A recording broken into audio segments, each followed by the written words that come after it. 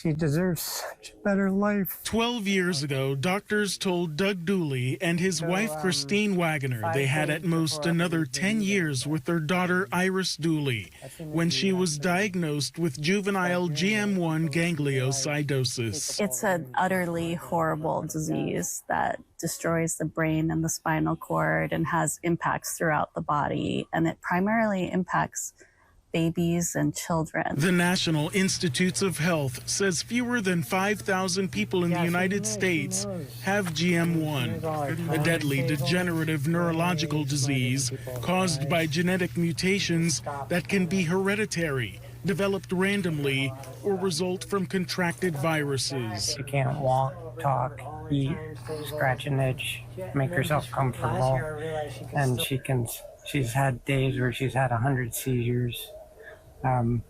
It's truly brutal. We first met Iris back in 2015. She was 8 years old and had recently been diagnosed with the disease. At that point, she was still active and playful with her younger brother Carter. But over time, her motor functions have deteriorated. 3 years later, we met with Iris and her family after a doctor's appointment at UCSF Benioff Children's Hospital in San Francisco.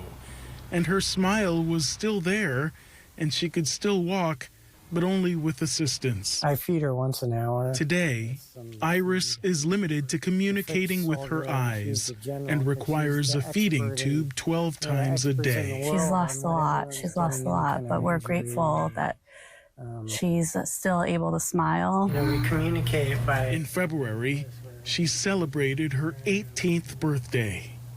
Since her diagnosis, Doug has been a full-time stay-at-home dad. Christine spends her days running the nonprofit organization the couple co-founded, the Cure GM1 Foundation.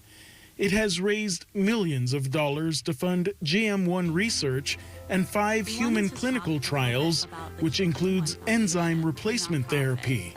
This while a cure remains elusive. Clinical trials Doug and Christine fought hard to launch, yet Iris has not been eligible for participation due to the progression of her disease. That was definitely a hard period of time when we realized we weren't going to qualify anymore.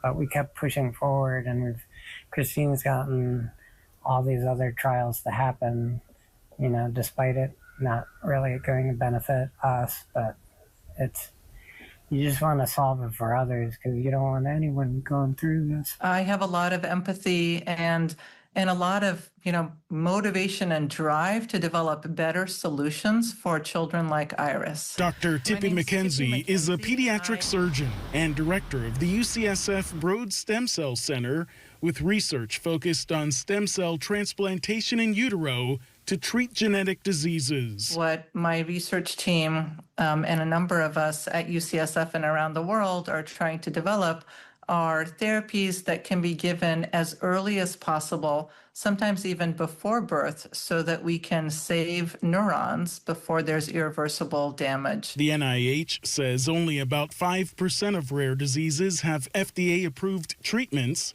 Medline Plus in the National Library of Medicine says GM1 occurs in 1 in every between 100,000 and 200,000 newborns. We're learning a lot from the pediatric therapies to ask the question, what if we could actually treat before birth to really get at the root cause of the disease before there's onset of irreversible disease? Really what we're pushing to is to get newborn screening for this once we have some kind of treatment, because the treatment will be considerably more effective once the kids are young and not affected as much. These kids need help, and it shouldn't be that the treatments are on the shelf and that they are destined to die without the treatment. We just need people to support our mission through donations and volunteering, sharing the message, the story, and to care about rare diseases, because rare diseases actually aren't that rare. And they are taking a toll on so many families who deserve better. I really want people to know how horrible. At least a fighting chance. Philippe Djegal, Cron 4 News.